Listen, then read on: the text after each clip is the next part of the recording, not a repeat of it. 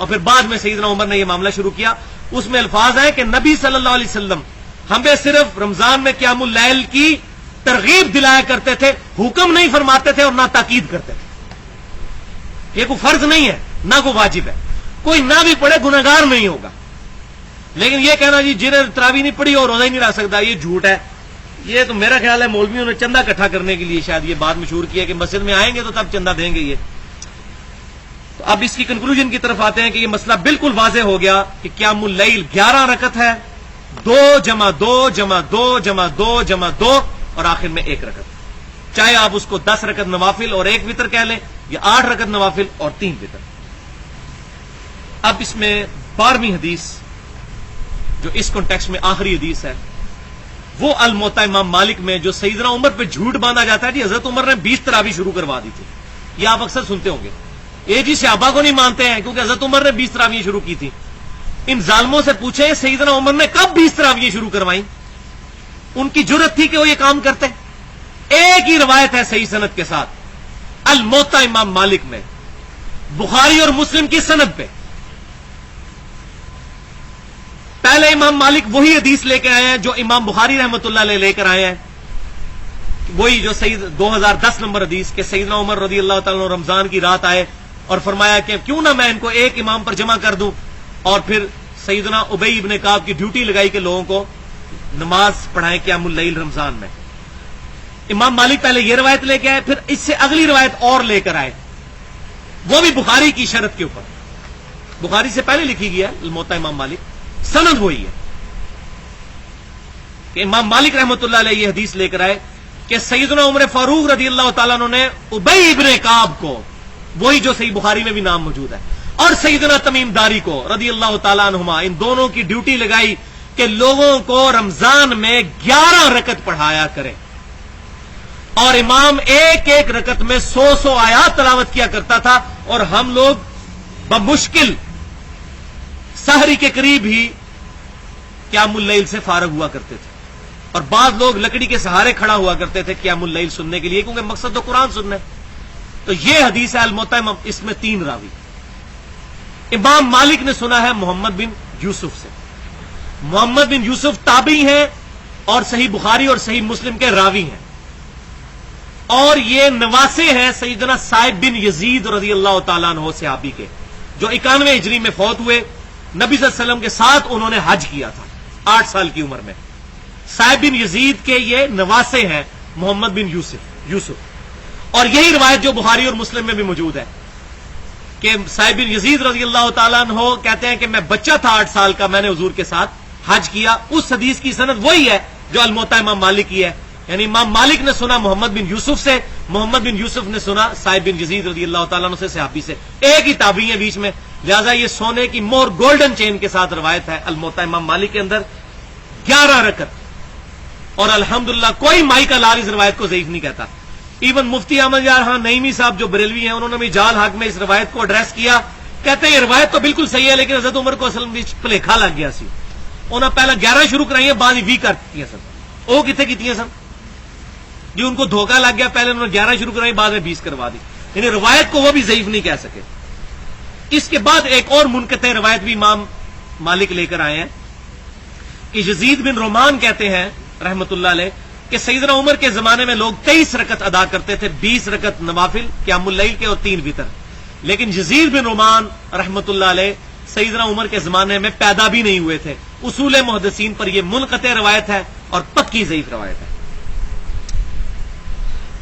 خود بریلوی اور دیوبندی حضرات کے مشترکہ ممدوح ملا علی قاری المتوفا 1014 ہجری, جنہوں نے مشکات المصابیح کی شرح لکھی ہے مرقات المفاتیح, اس کی جلد 3 صفحہ 382 پر حدیث نمبر 1303 کے تحت لکھتے ہیں کہ ان تمام باتوں کا حاصل یہ ہے کہ قیام رمضان نبی صلی اللہ علیہ وسلم سے 11 رکعت ہی ثابت ہے رمضان المبارک میں, اور یہی آپ کی سنت ہے.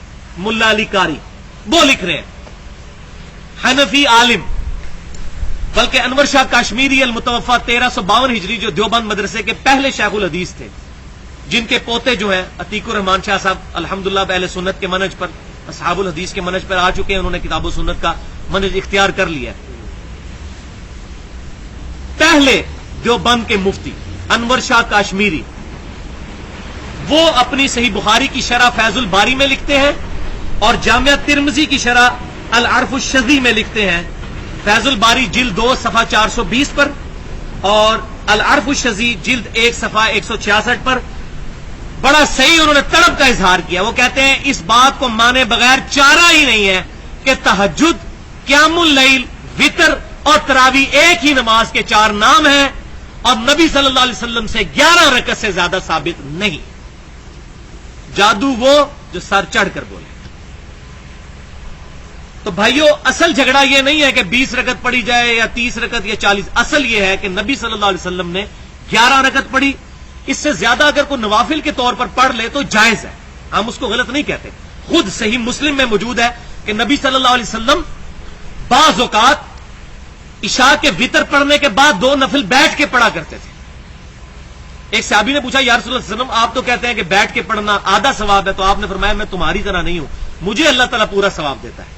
तो आप सल्लल्लाहु अलैहि वसल्लम 2 रकअत नफिल बैठकर भी पढ़ लेते थे वितर के बाद।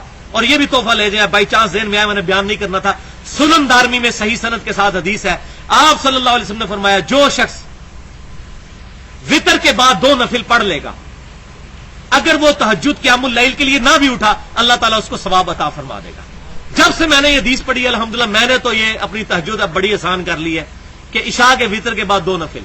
और मुस्नद इमाम अहमद में है कि आप सल्लल्लाहु अलैहि वसल्लम इन 2 नफिलों में पहली रकत में इज़ा ज़ुलज़िलतिल अर्दु ज़िलज़ालहा और दूसरी रकत में कुल या अय्युहल काफिरून पढ़ते थे। ये भी याद कर लें, ये तोहफा ले जाए तहज्जुद पूरा साल पढ़ने का।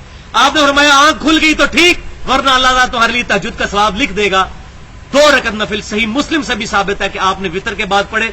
लिहाजा इससे यह बात भी पता चली कि वो जो हदीस है सही बुखारी और मुस्लिम की कि वितर को अपनी नमाज की आखिरी नमाज बनाओ, उसका मतलब यह है कि आपकी नमाज ऑड रहनी चाहिए। वरना हुजूर ने खुद क्या किया, वितर के बाद 2 नफिल पढ़े, लेकिन 2 नफिल पढ़ने से आपकी ओवरऑल नमाज जो है वितर ही रही। 11 में 2 जमा करें तो 13, 15 तो नहीं हो गए, 14 तो नहीं हो गए, ना 16 हुए। तो इस हदीस का मतलब यह हुआ है कि वितर को आखिरी नमाज का यह मतलब नहीं कि वितर के बाद नमाज नहीं पढ़ सकते, वितर के बाद 2-2 रकत करके पढ़ो, यानी वितर दोबारा ना पढ़ो, वरना वो फिर दोबारा इवन हो जाएगी। ये इस हदीस का फाहम है जो अल्हम्दुलिल्लाह अक्सर लोगों को क्लियर नहीं, मैंने आज अल्हम्दुलिल्लाह क्लियर कर दिया।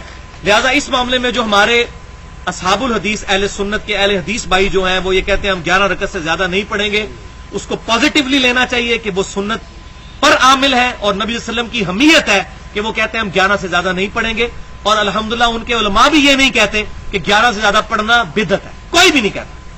हम सिर्फ ये कहते हैं अहले सुन्नत का मनहज रखने वाले लोग कि 11 रकत सुन्नत है, तरावी करके क़ियामुल लैल इसी को जमात के साथ पढ़ाएं।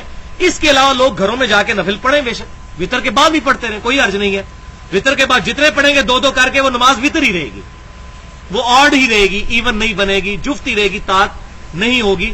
लिहाजा 20 रकत ये बिल्कुल सही सनद के साथ साबित है। मैं 2 नंबरी नहीं करूंगा। अल मुसन्नफ इब्न अबी शैबा में और सुनन अल कुबरा बहीकी में कि कई ताबईन 20 रकत नवाफिल भी अदा किया करते थे, लेकिन अपने अपने, जमात के साथ नहीं। और बाद से 40 रकत 41 रकत भी साबित है वितर मिला के।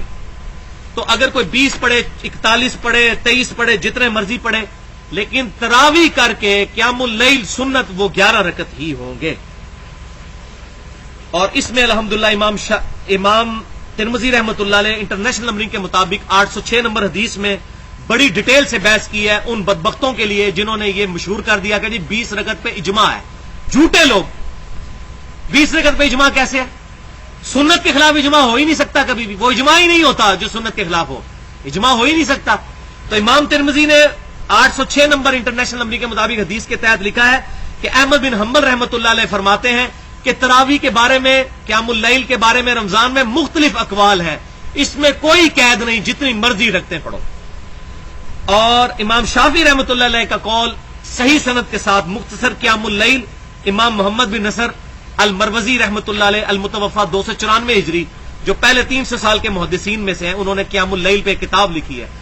उसमें 272 अहादीस और आसार जमा किए हैं। उसमें सही सनद से इमाम शाफी का कौल लेकर आए हैं कि अगर क़याम लंबा हो, रकतें बेशक मुख्तसर हो, लेकिन क़याम लंबा हो, तो वो मेरे नजदीक क़यामुल लैल में रमजान में ज्यादा प्रेफरेबल है بجائے زیادہ رکھتے ہیں پڑھنے کے. اور اس امام شافعی کے قول کو الحمدللہ ایک حدیث بھی صحیح مسلم کی سپورٹ کرتی ہے کہ نبی صلی اللہ علیہ وسلم نے فرمایا افضل الصلاۃ طول القنوت، افضل ترین نماز وہ ہے جس میں قیام لمبا ہو، سجدہ لمبا نہیں، جس میں قیام لمبا ہو. کیوں؟ یہ قرآن پڑھا جائے گا اس میں. یہ ساری گیم قرآن کے گرد گھومتی ہے. یہ رمضان کا مہینہ بھی قرآن کا مہینہ، شہر رمضان الذی انزل فیہ القرآن. رات تراویح میں قرآن، قیام اللیل میں قرآن، دن کو قرآن قرآن قرآن ہو رہی ہوتی ہے اس مہینے میں الحمدللہ. لہذا امام شافعی رحمۃ اللہ علیہ نے فرمایا کہ قیام لمبا ہو، اور بالکل ان کی بات حدیث کے مطابق انہوں نے فرمایا اس میں کوئی تنگی نہیں ہے، کوئی جتنے مرضی نوافل ادا